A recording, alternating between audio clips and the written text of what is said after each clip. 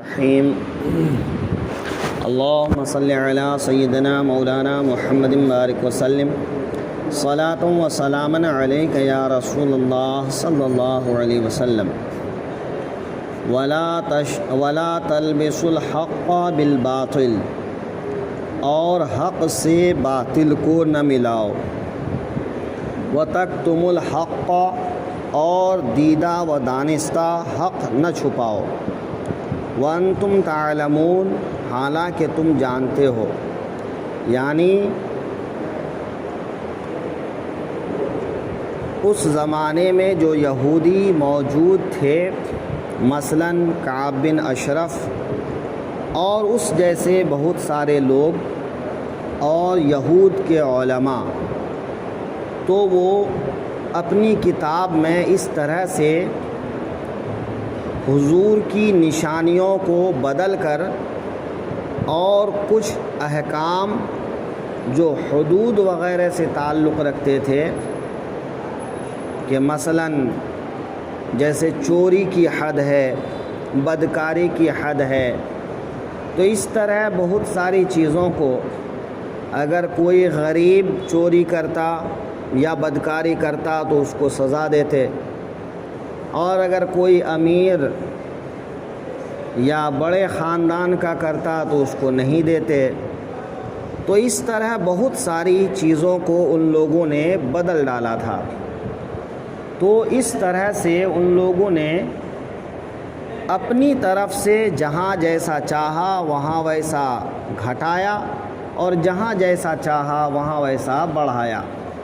تو اللہ تعالیٰ فرماتا ہے ایسا مت کرو کہ حق کے ساتھ باطل کو مت ملاؤ، بلکہ اللہ نے جو فرمایا ہے اس کو ویسے ہی رہنے دو، اور اللہ کی مرضی کے مطابق عمل کرو، نہ یہ کہ اپنی مرضی کے مطابق اللہ کا کلام ہی بدل ڈالو۔ وَأَقِیمُوا الصَّلَاةَ، اور نماز قائم رکھو، یعنی جو اسلام قبول کر لے تو ان پر لازم ہے کہ وہ نماز قائم رکھے۔ وَآتُوا الزَّکَاةَ، اور زکوٰۃ دو۔ وَارْکَعُوا مَعَ الرَّاکِعِینَ، اور رکوع کرنے والوں کے ساتھ رکوع کرو، یعنی جماعت کے ساتھ میں نماز پڑھا کرو۔ حدیث پاک میں ہے کہ تنہا نماز پڑھنے کے مقابلے میں جماعت کے ساتھ نماز پڑھنے میں 27 گنا زیادہ ثواب ملتا ہے۔ تو تنہا نماز اگرچہ نماز ہو جاتی ہے، آدمی بری الذمہ ہو جاتا ہے، لیکن جماعت سے نماز پڑھنے کا جو ثواب ہے اس ثواب سے وہ محروم رہتا ہے۔ لہٰذا کوشش کرنی چاہیے کہ آدمی جماعت کے ساتھ نماز پڑھے۔ فقہائے کرام کی صراحت کے مطابق جماعت کے ساتھ نماز پڑھنا واجب ہے، اس کا ترک خلاف واجب ہے۔ حدیث پاک میں ہے لا صلاۃ لجار المسجد الا فی المسجد، کہ مسجد کے آس پاس میں جو لوگ رہتے ہیں ان کی نماز مسجد کے علاوہ ہوتی ہی نہیں ہے۔ مطلب کیا ہے کہ نماز کم ثواب والی ہوتی ہے، کہ آدمی اگر مسجد چھوڑ کر اپنے گھر میں نماز پڑھے تو نماز میں جتنا ثواب ملنا چاہیے اتنا ثواب نہیں ملتا ہے۔ لہٰذا چاہیے کہ آدمی جماعت کے ساتھ میں نماز پڑھے۔ أَتَأْمُرُونَ النَّاسَ بِالْبِرِّ وَتَنْسَوْنَ أَنفُسَكُمْ، کیا لوگوں کو بھلائی کا حکم دیتے ہو اور اپنی جانوں کو بھول جاتے ہو؟ وَأَنْتُمْ تَتْلُونَ الْكِتَابَ، حالانکہ تم کتاب پڑھتے ہو۔ أَفَلَا تَعْقِلُونَ، تو کیا تمہیں عقل نہیں؟ یہود و نصارہ میں اکثر ایسا ہوتا تھا کہ جو کہتے تھے وہ کرتے نہیں تھے، اور جو کرتے تھے وہ کہتے نہیں تھے۔ تو لوگوں کو عمل کی ترغیب تو دیتے تھے لیکن خود عمل نہیں کرتے تھے۔ تو اللہ تعالیٰ نے فرمایا کہ خود عمل کی ترغیب دو لیکن ساتھ ساتھ تم اس پر عمل بھی کرو، تبھی جو ہے تمہارے لیے کامیابی ہے، ورنہ تو حال یہ ہوگا کہ تم جن کو راستہ دکھاؤ گے وہ تو اللہ کے یہاں اجر و ثواب کا مستحق ہو جائے گا، اور لیکن تم اللہ کے یہاں عذاب میں مبتلا ہو جاؤ گے۔ لہٰذا چاہیے کہ آدمی خود اپنی اصلاح بھی کرے اور لوگوں کی بھی اصلاح کرتا رہے۔ آگے فرماتے ہیں ان آیات سے توریت اور انجیل کی وہ آیات مراد ہیں جن میں حضور صلی اللہ علیہ وسلم کی نعت اور صفت ہے۔ مقصد یہ ہے کہ حضور کی نعت دولت دنیا کے لیے مت چھپاؤ، متاع دنیا ثمن قلیل ہے اور نعمت آخرت کے مقابلے بے حقیقت ہے۔ اس آیت کی شان نزول یہ ہے کہ یہ آیت کعب ابن اشرف اور دوسرے رؤساء اور علماء یہود کے حق میں نازل ہوئی، جو اپنی قوم کے جاہلوں اور کمینوں سے ٹکے وصول کر لیتے اور ان پر سالانے مقرر کرتے تھے، اور انہوں نے فلوں اور نقد مالوں میں اپنے حق معین کر لیے تھے۔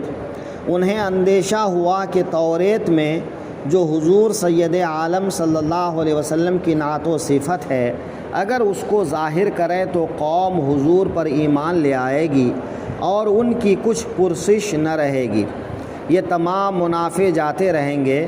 اس لیے انہوں نے اپنی کتابوں میں تغییر کی اور حضور کی نعت کو بدل ڈالا۔ جب ان سے لوگ دریافت کرتے کہ توریت میں حضور کے کیا اوصاف مذکور ہیں تو وہ چھپا لیتے اور ہرگز نہ بتاتے۔ اس پر یہ آیت نازل ہوئی۔ آگے کی آیت میں فرمایا، اس آیت میں نماز اور زکوٰۃ کی فرضیت کا بیان ہے۔ وَأَقِیمُوا الصَّلَاةَ وَآتُوا الزَّکَاةَ، تو اس میں نماز اور زکوٰۃ دونوں کی فرضیت کا بیان ہے، اور اس طرف بھی اشارہ ہے کہ نمازوں کو ان کے حقوق کی رعایت اور ارکان کی حفاظت کے ساتھ ادا کرو، کہ جو نماز پڑھنے کا طریقہ ہے فقہائے کرام نے جو طریقہ بتایا ہے اس طریقے کے مطابق نماز پڑھا کرو۔ ایک دفعہ ایک صاحب جو ہے آئے مسجد میں، جلدی انہوں نے نماز پڑھا اور حضور کو جا کر سلام پیش کیا۔ حضور صلی اللہ علیہ وسلم مسجد میں ہی تشریف فرما تھے، جا کے سلام کیا تو حضور نے فرمایا جاؤ تم پھر سے نماز پڑھو، تم نے تو نماز پڑھا ہی نہیں۔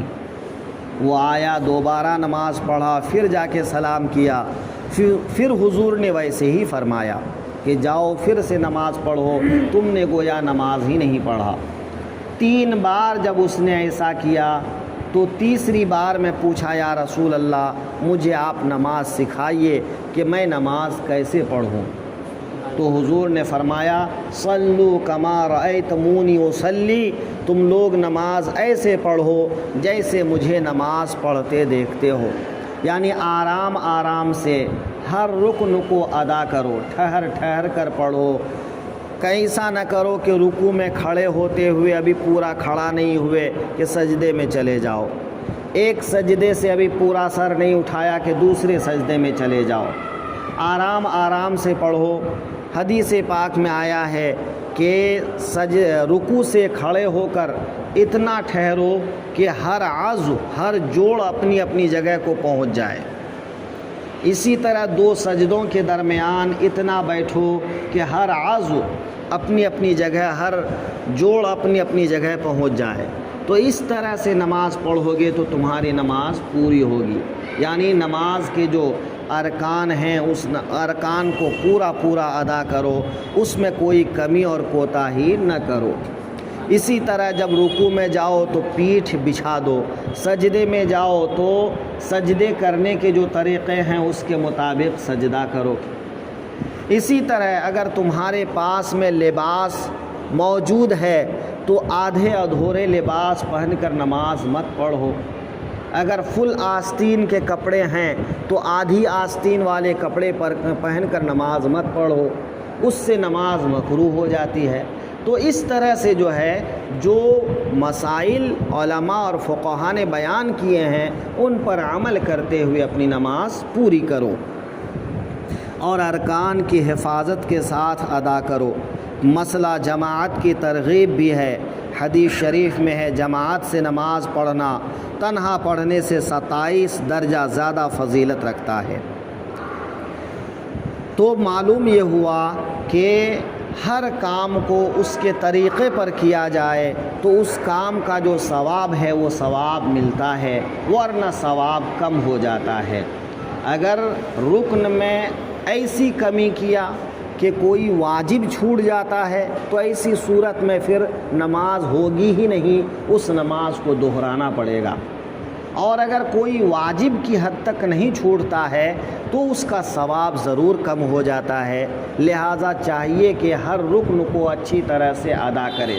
ہاں اگر مسائل معلوم نہیں ہیں تو ان مسائل کو پوچھ کر سمجھیے، ان کو ذہن میں بیٹھائیے، پھر اسی کے مطابق جو ہے عمل کرنے کی کوشش کیجیے۔